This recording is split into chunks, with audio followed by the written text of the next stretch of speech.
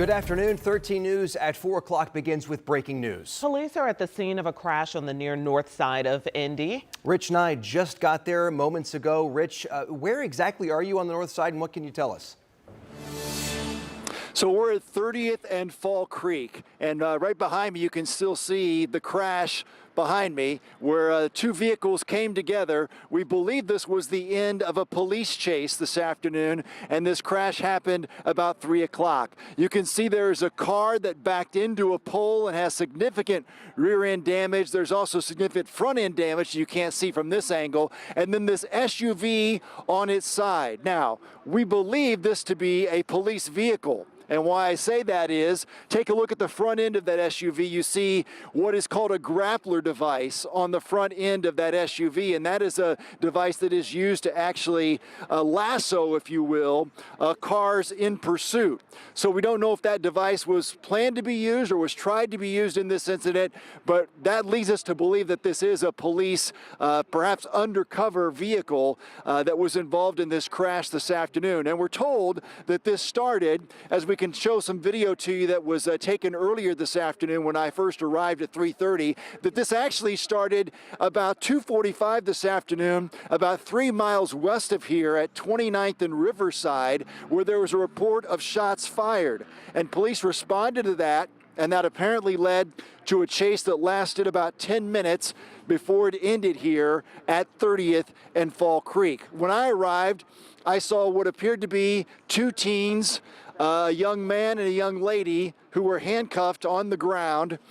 They were eventually put on gurneys and put into an ambulance, but they did not appear to have any significant injuries at the scene. But they were handcuffed and were taken away in an ambulance here at the scene. I did not see any officers receiving medical treatment, and we have not heard from anyone at the scene as far as a police officer to tell us exactly what happened here this afternoon. But obviously, there was a crash, and we believe that involved a police SUV and that car that you see behind me. We'll stay here and try to get more information for you here on 13 News throughout our news. All right, and looking at our traffic maps, clearly it's creating a traffic situation, backups on a busy Fall Creek, certainly only going to get busier throughout the afternoon. Rich and I reporting live at Fall Creek. We are going to let you work that scene. We'll check back in. If you think it's too chilly today, you are not going to want to hear about tomorrow. Brace yourself for a big drop in temperatures and maybe even some possible snowbursts. Okay, but we've experienced this, everyone. We can do it together. Meteorologist Sean Ash is tracking the timeline and the impact and everything that we need to know. We can do this. I like your optimism. Yes, Yes. I'm trying. Okay, yeah, because this time tomorrow, it's going to look like a snow globe in spots with temperatures dropping too. That could be a little bit of a nasty combination here. Let's show you where our weather maker for tomorrow is, and it will be an impactful one, we can tell you that. Thankfully, it does not mess up the morning commute, but here it is, little clipper coming down the pike, and we've seen several of these already this season, and we're going to get some bursts, and we will have temperatures that will be dropping during the day tomorrow. And we do expect some slick spots to emerge for your afternoon, evening commute for tomorrow. For today, we're in good shape. We had that foggy start as we were telling you about yesterday. We've had a cool front pass through, though you wouldn't notice much in Shelbyville where it's 49. Lafayette, you can feel the difference and see it too with the cloud cover at 34. We've enjoyed a little bit of sunshine in the central part of the state after the fog that we had earlier this morning. Let's set the stage for the weather impact day tomorrow. Between noon and midnight, we do expect there's going to be some locally heavy snowburst and maybe a few squalls. Slick roads a possibility. You should be monitoring the forecast and be prepared for slick and slow travel tomorrow. Much more coming up in the 7-day outlook. See you then. Thank you, Sean. Just in time for winter, more help is on the way to pay Hoosier heating bills this season. Today, CenterPoint Energy introduced its Customer Assistance Fund and what it calls direct support for eligible customers in need. The old program offered help only to natural gas customers who owned a home. This program, we're told, extends support for renters who qualify as well. It also expands expands eligibility to include those who may not qualify for state and federal low-income assistance programs. Again, that announcement coming from CenterPoint Energy today. And you can track any weather changes this week on the Live Doppler 13 weather app. We have a weather blog there for you, and you can download it from your phone's app store.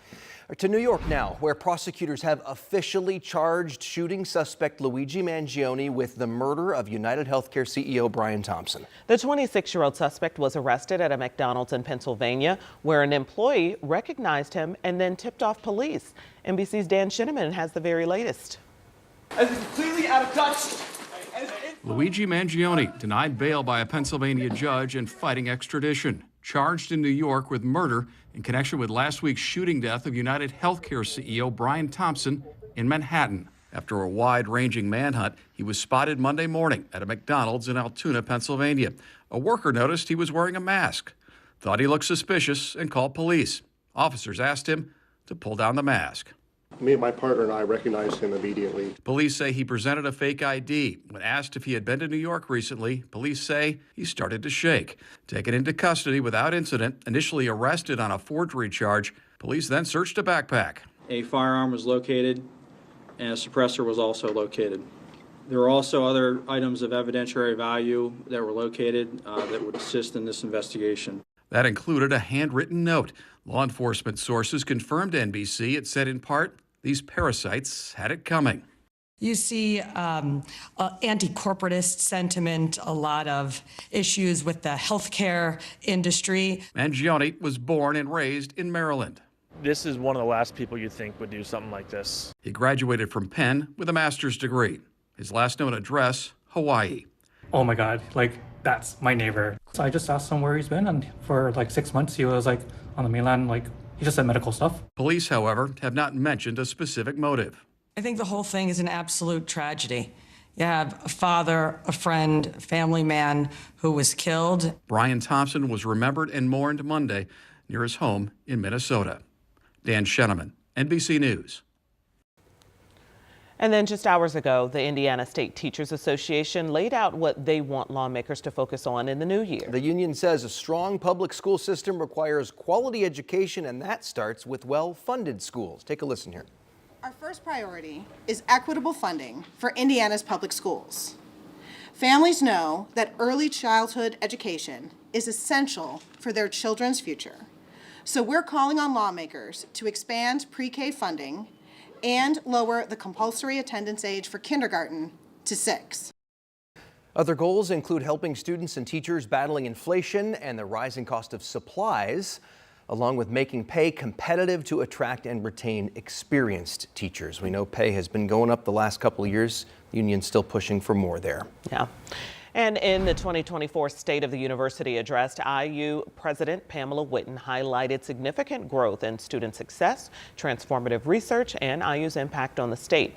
Whitten also touted major progress toward the school's 2030 strategic plan, with more than 432 initiatives either started or completed since that plan launched. The State of Indiana University is incredibly strong across all of our campus. We've made remarkable progress over the past year through the 2030 strategic plan in enhancing student success, driving transformative research, and deepening our commitment to service across the state. But this is just the beginning. In the months ahead, we will unveil exciting new initiatives in basic research, economic development, and health sciences, all of which will have a far-reaching impact on Indiana and beyond. Whitten ended her speech promising that IU will build on its momentum with new initiatives in basic research, economic development, and health sciences that are being unveiled soon. Also today, the city of Indianapolis announced a new round of funding to help with a whole list of community projects. A lot of neighborhood groups excited about this, everything from sidewalks to curbs. Basically, the city will split the bill through its neighborhood infrastructure program. Tonight, our Marion County reporter Lauren Kostick explains how all this works. Outside Oaks Academy Middle School, CEO Andrew Hart. It feels like it's about a football field, right? Never thought he would be this excited about new sidewalks and curbs. For us alone to pay for this, it probably would have been impossible. A project that would have cost more than $60,000 ended up being only $28,000. That's because the city agreed to split the bill through its neighborhood infrastructure program. Essentially, neighbors or nonprofits pay for half and the city picks up the rest. And this week, a new round of applications is opening up. For organizations like the Oaks and other nonprofits and other neighborhood associations, this is a great opportunity to partner with the city to improve our infrastructure. And here's how it works. First, identify the problem. Second, start raising money to fix it. And third, submit an application to the city explaining why the project is needed. Last summer, DPW expanded the program to also include traffic calming initiatives, similar to one seen in Community Heights or at 86 in the Monon. Since 2018, the city has matched $8 million with community groups. An easy process that now has Oaks Academy wanting to apply for even more projects this year. So we're hopeful that maybe we'll be 3 for 3, maybe even 4 for 4. And if your nonprofit or neighborhood is interested in this program, the application window opens this Friday and closes in February. In Indianapolis, Lauren Kostick, 13 News.